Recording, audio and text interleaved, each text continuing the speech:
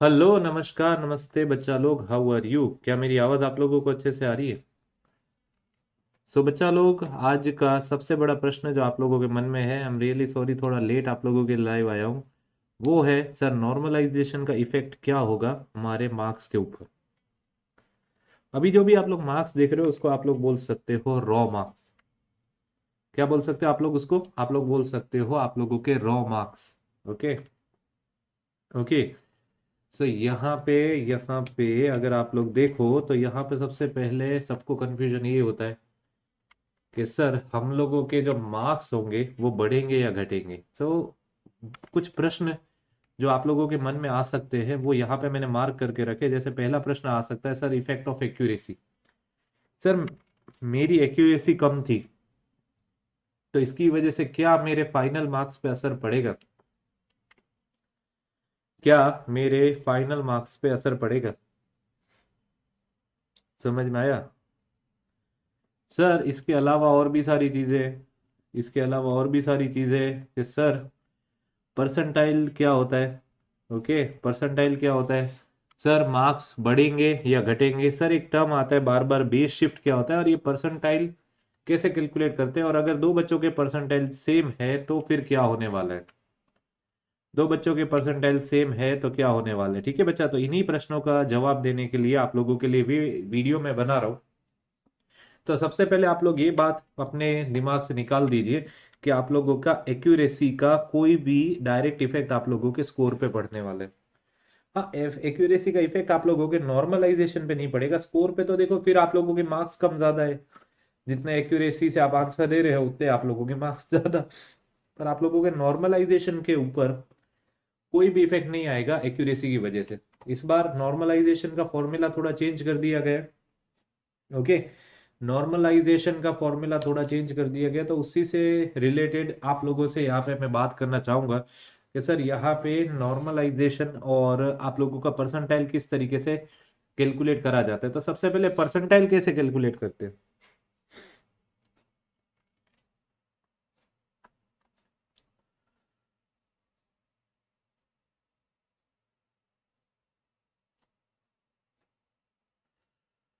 Sir percentile कैसे calculate करे जाते हैं? सर परसेंटाइल आप लोगों का कैलकुलेट किया जाता है, sir appeared candidates minus your rank,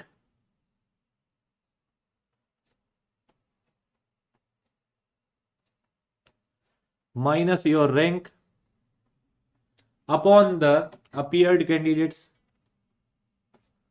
सो मान लीजिए अगर 100 बच्चों पेपर में अपीयर हुए टोटल और आप लोगों का रैंक है 1, तो आप लोगों का परसेंटाइल क्या हो जाएगा? 100 माइनस 1/100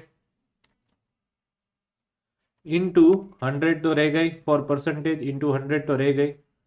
सो 99 आप लोगों का ये हो जाएगा 99/100 इंटू 100, या 1000 ले लो चलो। सो 999 अपॉन यू कैन से, सो ये 99.99% आएगा। अप्रोक्सीमेटली आप लोग 100 परसेंटाइल हो। समझ में आया? अप्रोक्सीमेटली आप लोग 100 परसेंटाइल हो, तो आप लोगों का परसेंटाइल इस तरीके से कुछ कैलकुलेट किया जाता है। ओके, समझ में आया? समझ में आया? ऐसा कुछ भी नहीं है बच्चा। ओके, वेरी गुड बच्चा। 79.38 marks in Ahmedabad is very good बच्चा। आपका जो भी नाम है आप ओरिजिनल नंबर से आइए, भीड़ होगी तो बताएंगे, ऐसा कुछ भी नहीं है। I am already giving answer to most of the students. Okay, I am already giving answer to most of the students. I am trying my level best कि मैं आप लोगों को आंसर दे सकूं। समझ में आया बच्चे? सो बच्चा ये बात हो गई आप लोगों के परसेंटाइल और इसकी। अब बात करें बच्चा, एक टर्म जो सबसे ज्यादा सबको परेशान कर रहा है वो है आप लोगों का बेस शिफ्ट। क्या है आप लोगों का? Base shift. ओके, अगर आप लोगों को ये पता है कि आजकल एक शिफ्ट आप लोगों का जो रेफरेंस बनेगी जिससे आप लोगों के मार्क्स बढ़ेंगे या घटेंगे, so that is very very important to know, that is your base shift. क्या है बच्चा? वो है आप लोगों का बेस शिफ्ट। तो सर बेस शिफ्ट कैसे डिसाइड करी जाती है, थोड़ा बहुत बात करें। तो बच्चा इस टेबल को ध्यान में रखते हुए मैं आप लोगों से कुछ बात करना चाहूंगा related to base shift. Okay, इस टेबल से रिलेटेड आप लोगों से मैं थोड़ा बात करना चाहूंगा। तो 65 मार्क्स आ रहे भोपाल जोन से। 17th को थर्ड शिफ्ट में था paper, so you should focus for that. Okay, don't worry about anything, ठीक है। मेरा चार्जर गिर गया खाली, हाँ you should focus for CBT2। Okay, अब चिंता मत करो। ओके, और यहाँ पे अब मेरी बात तो सुनो। चलो अब सुनिए मेरी बात को। सो बच्चा लोग, यहाँ पे आप लोगों को ये समझना है कि सर ये बेस शिफ्ट होता क्या। Base shift is like a reference shift, जिसको यूज करते हैं अपन लोग आप लोगों के मार्क्स ज्यादा है या कम है वो देखने के लिए। तो फॉर एग्जाम्पल मान लीजिए एक एग्जाम का अपन लोगों ने डेटा लिया जो कि 5 शिफ्ट में हुआ है, shift 1, shift 2, shift 3, shift 4 and shift 5। And total number of candidates है 2020। ये है अपीयर्ड कैंडिडेट, मतलब इतने कैंडिडेट्स पेपर देने प्रेजेंट थे। ओके, जैसे शिफ्ट 1 में 13, 11, 7, 12, 9। ओके, 13, 11, 7, 12, 9। अब यहाँ पे यहाँ पे हर एक कैंडिडेट्स के मैंने मार्क्स लिख दिए कि जैसे एक कैंडिडेट को आए हैं 45 मार्क्स, दूसरे को 48 शिफ्ट 1 में। शिफ्ट 2 में जो 11 बच्चे हैं उनके मार्क्स लिख दिए। शिफ्ट 3 में 7 ही बच्चे हैं तो उनके मार्क्स लिख दिए। शिफ्ट 4 में 12 बच्चे हैं उनके मार्क्स लिख दिए। ठीक है, ये सबको समझ में आ रहा है? क्या ये सबको समझ में आ रहा है? ठीक है, यहां पे अब मैंने क्या किया कि इनका सम निकाल दिया। ये हो गए आप लोगों के टोटल मार्क्स। टोटल मार्क्स पर शिफ्ट हो गए ये आप लोगों के, जैसे शिफ्ट 1 के टोटल मार्क्स हो रहे हैं 819, शिफ्ट 2 के 704, शिफ्ट 3 के 537, शिफ्ट 4 के 632 और शिफ्ट 5 के 576। समझ में आया? समझ में आया? ओके, ये समझ में आया? ठीक है सर, तो यही चीज अपन लोगों ने करी। अब अपन लोग यहां से निकालना चाहते हैं highest average. Sir highest average कैसे निकलेगा? Sir 819 divided by 13, 704 divided by 11, 537 divided by 7, 632 divided by 12 and 576 divided by 9। तो ये हो गया आप लोगों के हाईएस्ट एवरेज। ये हो गए आप लोगों के हाईएस्ट एवरेज। ओके, ये क्या हो गया बच्चा? ये हो गया आप लोगों का हाईएस्ट एवरेज। ओके, समझ में आया? ये हो गया आप लोगों का हाईएस्ट एवरेज। सबसे पहले जो मैं बोलता जा रहा हूँ आप लोगों को समझ में आ रहा है कि नहीं आ रहा है, पहले ये बताइए। सबसे पहले जो मैं बताता जा रहा हूँ, मैं आप लोगों के कमेंट्स भी पढ़ रहा हूँ, तो जो मैं आप लोगों को बताने की कोशिश कर रहा हूँ वो आप लोगों को समझ में आ रहा है कि नहीं आ रहा है? अगर समझ में नहीं आ रहा है तो पूछिए।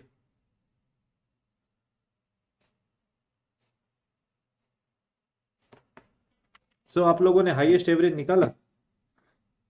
तो इसमें देखा जाए तो सबसे ज्यादा एवरेज कौन सी शिफ्ट का आ रहा है? इसमें देखा जाए तो सबसे ज्यादा एवरेज कौन सी शिफ्ट का आ रहा है? तो सबसे ज्यादा एवरेज आ रहा है शिफ्ट 3 का, दैट इज 76.714। 76.714 आप लोगों ने निकाला हाईएस्ट एवरेज। क्या ये सबसे पहले सबको समझ में आया? ओके, अपन लोगों ने क्या निकाला बच्चे? अपन लोगों ने निकाला हाईएस्ट एवरेज। ठीक है, सो बेस शिफ्ट निकालने के लिए सबसे पहले अपन लोगों को हाईएस्ट एवरेज निकालना बहुत जरूरी है। ठीक है सर, हाईएस्ट एवरेज भी निकाल लिया। अब अपन लोगों ने एक और चीज लिखी है, this is the average candidate present. मतलब एवरेज कैंडिडेट प्रेजेंट कैसे sir? 13 plus 11 plus 7 plus 12 plus 9 divided by 100 candidates. तो ये आता है 10.4। 10.4 is the average number of candidates that have appeared. समझ में आया? समझ में आया? बट बच्चा रूल ये है कि आप लोगों के हर एक शिफ्ट में देखा जाए तो आप लोग बेस शिफ्ट उसी को ले सकते हो जिसमें आप लोगों के 70% कैंडिडेट्स की अटेंडेंस भी रही हो। ओके, समझ में आया? समझ में आया? नोटिफिकेशन में आप लोग देखो तो हाईएस्ट एवरेज वाला पॉइंट तो समझ में आया। ओके, ओके, रॉन्ग क्वेश्चन पे अगर क्वेश्चन अटेम्प्ट ना किया हो तो बच्चा मार्क्स मिलेंगे तो बच्चा वो सबको ही मिलने हैं। समझ में आया? ओके, या तो आप लोगों के टोटल नंबर ऑफ मार्क्स में से कम कर देते या तो आप लोगों के सबको मिलने, तो वो तो सबके लिए इक्वली होने वाला है, उसकी आप लोगों को चिंता करने की जरूरत नहीं है। ठीक है सर, बट यहाँ पे एक और क्राइटेरिया है। एक और क्राइटेरिया ये बोलता है कि ये आप लोगों के एवरेज कैंडिडेट प्रेजेंट है, इसका 70%, मतलब ये कितना आएगा? अप्रोक्सीमेटली 8 बच्चे उस शिफ्ट में आने चाहिए। अभी के लिए अपन लोगों ने ये बोला कि मैं सर शिफ्ट 3 को बेस शिफ्ट मानूंगा, बट बच्चा इसमें तो 7 ही बच्चे आए। 7 ही बच्चे आए मतलब यहाँ पे क्राइटेरिया जो है वो एक्यूरेटली अपन लोग नहीं समझ पाएंगे, एंड इसी वजह से अपन लोग इसको बेस शिफ्ट नहीं बोल सकते। इसी वजह से अपन लोग इसको बेस शिफ्ट नहीं बोल सकते। जो अपन लोगों के क्राइटेरियाज है उन्हीं को ध्यान में रखते हुए मैं चीज ही आप लोगों को बता रहा हूं। सो इसी वजह से ऑल दो आप लोगों के शिफ्ट 3 का एवरेज सबसे ज्यादा है, बट ये आप लोगों की बेस शिफ्ट नहीं बन सकती, तो सेकेंड हाईएस्ट लेना पड़ेगा। ठीक है, अब सेकेंड हाईएस्ट कौन सा है? 64 है, पर 64 तो दो जगह है। अब शिफ्ट 2 को सिलेक्ट करो या शिफ्ट 5 को।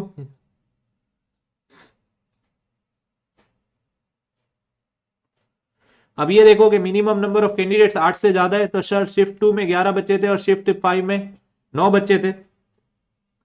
ठीक है सर, तो अब दोनों में बच्चे 8 से तो ज्यादा है ही, दोनों में बच्चे 8 से तो ज्यादा है, तो आप लोग कौन सा कंसीडर करोगे बच्चा? आप लोग वो कंसीडर करोगे जिसमें आप लोगों के ज्यादा बच्चे हैं, तो ऑब्वियसली शिफ्ट 2 में ज्यादा बच्चे हैं, तो आप लोगों की शिफ्ट 2 बन जाएगी बेस शिफ्ट।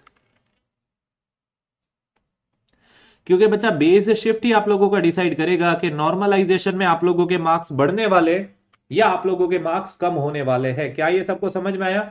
बेस शिफ्ट कैसे सिलेक्ट करते, क्या ये सबको समझ में आया? मैं लिख के दे सकता हूं, बच्चों को ये पता ही नहीं होता है। ओके, क्या सबसे पहले वीडियो में कमेंट करके बताएंगे आप लोगों को बेस शिफ्ट के बारे में समझ में आया?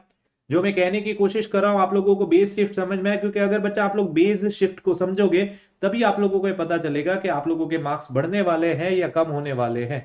बेस शिफ्ट का फंडामेंटल मैंने ही आप लोगों को समझाया है, और आप लोगों को बहुत रेयर केसेस में इसको समझने को मिलेगा। क्या ये चीज सबको समझ में आई?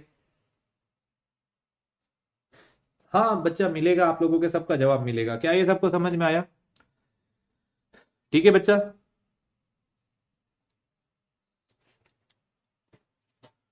अब बच्चा,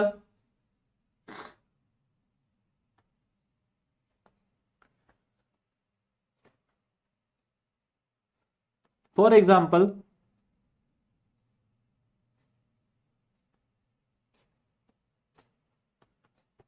आप लोगों के परसेंटाइल है 70। अब अच्छा, अपन लोगों ने क्या किया, आप लोगों को यह समझना जरूरी है दैट प्रीवियसली आप लोगों के 5 शिफ्ट में पेपर हुआ था, पांचों शिफ्ट का डिफिकल्टी लेवल अलग अलग था। 5 शिफ्ट में पेपर हुआ था, पांचों शिफ्ट के डिफिकल्टी लेवल अलग अलग था, तो अपन लोगों ने बेस शिफ्ट को एक रेफरेंस बना के हर एक बच्चे को इंडिविजुअल कैंडिडेट बना दिया। मतलब आप लोगों का कंपैरिजन एक स्टैंडर्ड से हो रहा है, एंड इसी वजह से अब आप लोग अलग अलग शिफ्ट नहीं हो, इन पांचों के 5 शिफ्ट के बच्चों को अपन लोगों ने एक ही शिफ्ट बना दिया। इन पांचों के 5 शिफ्ट के बच्चों को अपन लोगों ने एक ही शिफ्ट बना दिया। इसको बोलते हैं आप लोगों का फंडामेंटल ऑफ बेस शिफ्ट। क्या बोलते हैं बच्चा? इसी को बोलते हैं आप लोगों का फंडामेंटल ऑफ बेस शिफ्ट। क्या ये सबको समझ में आया?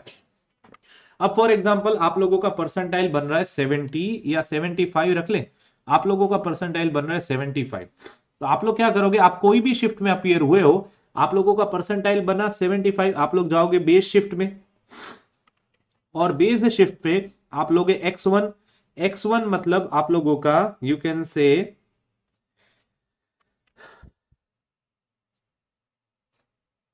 आप लोग लोगे इससे ऊपर वाले कैंडिडेट्स के मार्क्स। जैसे फॉर एग्जांपल 75 परसेंटाइल के ऊपर है, मतलब 70 परसेंटाइल पे कैंडिडेट के मार्क्स कितने थे, और आप लोग लोगे आप लोगों का x2, मतलब आप लोगों के 80 परसेंटाइल पे मार्क्स कितने थे। समझ में आया?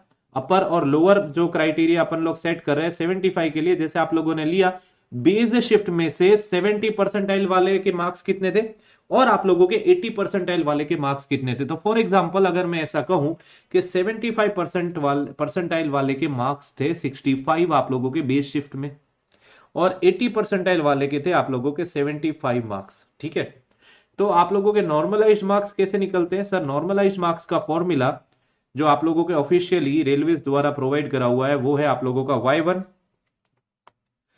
Plus y2 minus y1 upon x2 minus x1, y1 plus y2 minus y1 upon x2 minus x1 into आप लोगों का x2 x minus x1, sorry, into आप लोगों का x minus x1। Okay, so for example अगर आप लोगों के देखिए आप लोगों के परसेंटाइल 75 थे, आप लोगों का y1 क्या हो जाएगा?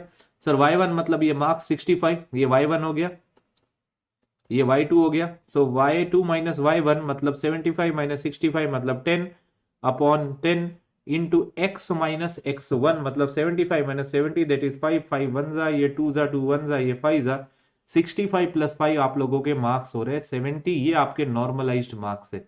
आपके रॉ मार्क्स अपन लोगों को अभी नहीं पता है, पर आप लोगों के नॉर्मलाइज्ड मार्क्स इस तरीके से आएंगे। ओके, इस तरीके से आएंगे, समझ में आया? आप लोगों के इस तरीके से आएंगे। क्या ये चीज आपको समझ में आई? क्या ये चीज आप लोगों को समझ में आई? ओके, तो इस तरीके से आप लोगों के रॉ मार्क्स के बजाय नॉर्मलाइज्ड मार्क्स कैसे बनते हैं बेस शिफ्ट का यूज करके, क्या ये आप लोगों को पता चला? क्या ये आप लोगों को पता चला कि आप लोगों के नॉर्मलाइज्ड मार्क्स किस तरीके से बनते हैं? टेल मी यस और no. Tell me tell me tell me tell me tell me yes और नो। सो अगर समझ में आया तो एक बार वीडियो को लाइक जरूर करिएगा, चैनल को सब्सक्राइब जरूर करिएगा। मैंने आप लोगों को ये समझाने की कोशिश करी कि आप लोगों के नॉर्मलाइज्ड मार्क्स किस तरीके से बनते हैं। तो बच्चा इसी फंडामेंटल को यूज करके आप लोगों के बनेंगे नॉर्मलाइज्ड मार्क्स। तो percentile is very very important आप लोगों के नॉर्मलाइज्ड मार्क्स को निकालने के लिए। इसका यूज करने की वजह से बहुत ज्यादा वेरिएशन नहीं देखने को मिलेगा कि भाई 10-10, 15-15 मार्क्स बढ़ जाए। ओके, 10-10, 15-15 मार्क्स बढ़ जाए। समझ में आया? अब एक और चीज के बारे में बात करें कि सर कौन सी शिफ्ट है जो बहुत ज्यादा डिफिकल्टी और कौन सी शिफ्ट थी जो बहुत ज्यादा यू कैन से ओके। देखो, जो वापिस बोल रहे हैं देखने का, तो मैं आप लोगों को बता दूंगा, चिंता मत करिए, आप लोगों को वापिस मैं बता दूंगा। ओके, थोड़ा सा और चीज मैं पहले लिख दूं, फिर आप लोगों को मैं बता दूंगा। सर जैसे अपन लोग यहाँ पे बात करें, okay, shift wise paper analysis की बात करें, तो आप लोगों के जो डिफिकल्ट शिफ्ट में आएगा वो मुझे लगता है वो आप लोगों का जाएगा 17 ऑफ डिसम्बर वाली third shift, 17 December third shift, 17 December second shift and आप लोगों का 18 ऑफ दिसंबर सेकेंड शिफ्ट। ये आप लोगों की हार्ड शिफ्ट में जाएगी। एंड बच्चा यहाँ पे आप लोगों के जो मार्क्स है वो आप लोगों के जाने चाहिए, मुझे जो लगता है वो 48 से लेके 55 मार्क्स तक आप लोगों के एवरेज मार्क्स जाएंगे। मैं ये नहीं बोल रहा हूँ कि कट ऑफ है, ये आप लोगों के एवरेज मार्क्स जा भी रहे। आप लोग ये देखोगे 48 से वैसे भी 52 तक ही जा रहे हैं, 55 भी मैं बहुत ज्यादा रेंज बता रहा हूँ। इट्स फ्रॉम 48 टू 52, ये आप लोगों के एवरेज मार्क्स जा रहे हैं। समझ में आया? 48 टू 52 आप लोगों के एवरेज मार्क्स जा रहे हैं। हाँ, ये आप लोगों की देखा जाए तो डिफिकल्ट या हार्ड शिफ्ट जिसको आप लोग बोलते हो वो आ रही है। और 18 दिसंबर की सेकेंड शिफ्ट मॉडरेट में कौन सी आती है? मॉडरेट में आप लोगों के एवरेज डेटा के ऊपर से ही ये चीज मैं बता रहा हूं। आप लोगों के जो मार्क्स सबमिटेड है वो है आप लोगों की 17 दिसंबर की फर्स्ट शिफ्ट, 17 दिसंबर की फर्स्ट शिफ्ट, सर 18 दिसंबर की you can say third shift and आप लोगों का 16 दिसंबर की सेकेंड शिफ्ट अपन लोग ये बोल सकते हैं। सो यहाँ पे आप लोगों के जो एवरेज मार्क्स जा सकते हैं, बच्चा एवरेज मार्क्स और कट ऑफ में बहुत फर्क है। सो आप लोगों के एवरेज मार्क्स जो जाएंगे वो जाएंगे 52 टू 55। समझ में आया? आप लोगों के एवरेज मार्क्स कहां से कहां जाएंगे? Sir it will be 52 to 55। क्या ये बात सबको समझ में आई? एंड बच्चा आप लोगों का जो सबसे इजी जो रहा है पेपर वो कौन से शिफ्ट का रहा है? सर वो रहा है आप लोगों का you can say 16 December third shift, 16 December first shift and बच्चा 18 ऑफ दिसंबर फर्स्ट शिफ्ट,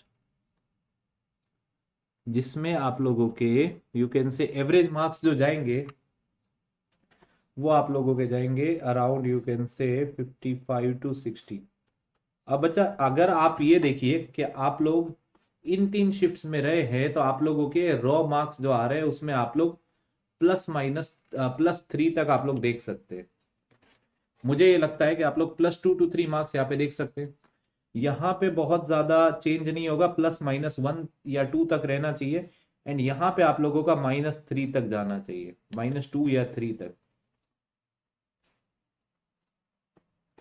ये आप लोगों का यू कैन से रहना चाहिए। अब आप लोग रॉ स्कोर के ऊपर से आप लोगों का नॉर्मलाइज्ड स्कोर भी निकाल सकते हैं। समझ में आया? आप लोग रॉ स्कोर के ऊपर से आप लोगों का नॉर्मलाइज्ड स्कोर भी निकाल सकते हैं। इज दिस क्लियर बच्चे? आप लोग रॉ स्कोर के ऊपर से आप लोगों का नॉर्मलाइज्ड स्कोर भी निकाल सकते हैं। बट बच्चा इसका मतलब ये नहीं है कि आप लोगों के कट ऑफ से वेरी करेगा, नहीं, मैं ऐसा बिल्कुल भी नहीं बोल रहा हूं कि ये आप लोगों के कट ऑफ से डिपेंडेंट है, क्योंकि बच्चा कट ऑफ आप लोगों के कितने कैंडिडेट सिलेक्ट हो रहे हैं उनके मार्क्स के ऊपर डिपेंड हो रहा है। मैं आप लोगों को मार्क्स निकालना सिखा रहा हूं, मैं आप लोगों को मार्क्स निकालना सिखा रहा हूं। समझ में आया? समझ में आया? और एक प्रश्न ये है कि सर अगर अपने परसेंटाइल ही सेम है, तो बच्चा जब परसेंटाइल आप लोगों के सेम है तो उस कैंडिडेट्स को पहले कंसीडर किया जाएगा, उनको ऊपर रैंक दिया जाएगा जिनकी एज ज्यादा है। सर फिर एज भी ज्यादा है तो उसके बाद किनको रैंक दिया जाएगा? सर उसके बाद उनको रैंक दिया जाएगा जिनके अल्फाबेटिकली नाम पहले आता है। ओके, तो परसेंटाइल सेम होना मतलब ये बहुत झंझट वाली बात है। परसेंटाइल सेम होना मतलब बहुत झंझट वाली बात है। तो आप लोग ये समझ सकते हैं कि आप लोगों का जो रिजल्ट बनेगा उसमें थोड़ा समय लगेगा, because this calculation is not easy. ये जो कैलकुलेशन है ये कतई ही इजी नहीं है, ये कैलकुलेशन बहुत टाइम लेगा।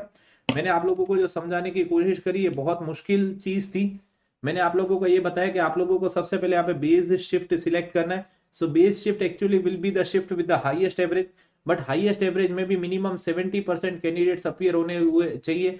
अगर 70% कैंडिडेट्स अपीयर नहीं होते तो आप लोग सेकंड टू हाईएस्ट एवरेज को बेस शिफ्ट लेते हो, एंड देन फिर आप लोगों के परसेंटाइल के हिसाब से आप लोग इस फॉर्मूला में बेस शिफ्ट और आप लोग के परसेंटाइल की वैल्यू निकाल के आपके नॉर्मलाइज्ड मार्क्स निकालोगे। क्या निकालोगे? आप लोगों के नॉर्मलाइज्ड मार्क्स निकालोगे। क्या ये चीज आप लोगों को समझ में आई? क्या ये चीज आप लोगों को समझ में आई? उन्हीं नॉर्मलाइज्ड मार्क्स को मद्देनजर रखते हुए मैंने आप लोगों को बताया कि आप लोगों की डिफिकल्ट शिफ्ट में आप लोगों के मार्क्स कितने बढ़ सकते हैं और इजी शिफ्ट में आप लोगों के मार्क्स कितने कम हो सकते हैं।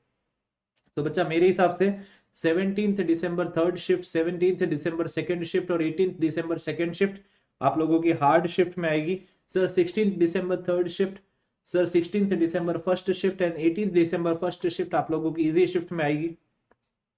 समझ में आया? एंड आप लोगों की मॉडरेट मार्क्स वाली जो शिफ्ट है वो है 17 दिसंबर फर्स्ट शिफ्ट, 18 दिसंबर थर्ड शिफ्ट एंड 16 दिसंबर सेकंड शिफ्ट। बच्चा समझ में आया?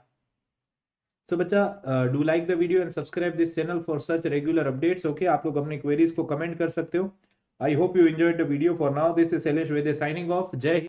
सो बच्चा लोग, now time has come to tell you about the biggest offer of the year 2024, ending of the year 2024, resolve 2025, जहां पे we are with you to make you crack together all the upcoming examinations like SSC, JEE, RRB, JEE etcetera etcetera etcetera. तो आप लोगों को मिलेगा 55% का discount using my code वैद्य50, मेरा कोड वैद्य50 लगा के।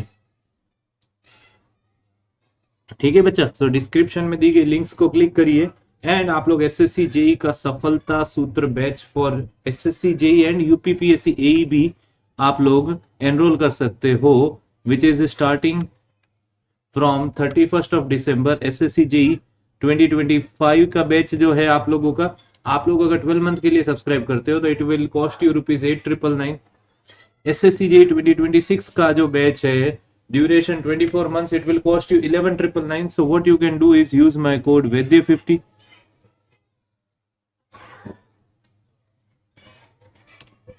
एंड बच्चा आरआरबी जेईई के कोर्सेज पे भी आप लोगों को मिलेगा यही डिस्काउंट 55% का। एंड आप लोगों के बताने के लिए मैं चाहूंगा कि मैंने ऑलरेडी स्टार्ट कर दिया है इंग्लिश बैच में comprehensive course on strength of material, it's going very good, and complete course on electrical machine Ravindra Yadav sir start कर चुके हैं। एंड इन एसएससी जेईई कर्तव्य बैच 20 दिसंबर से योगेश सर स्टार्ट कर चुके हैं। Complete course on fluid mechanics मैं चालू कर चुका हूं। पावर प्लांट इंजीनियरिंग पे आप लोगों का course, it's going good. Unacademy plus के बारे में बात करें तो अनअकैडमी प्लस आप लोगों को प्रोवाइड करता है raise hand feature, class handouts, in class poll, DPPs, educator community का access, learn live from the comfort of your home, study material in the PDF format, unlimited access to all the batches in class and top educators of India on this digital learning platform, and you can be the next Unacademy SSC JEE RRB JEE top ranker. Okay, जय हिंद, जय Bharat and Vande Mataram.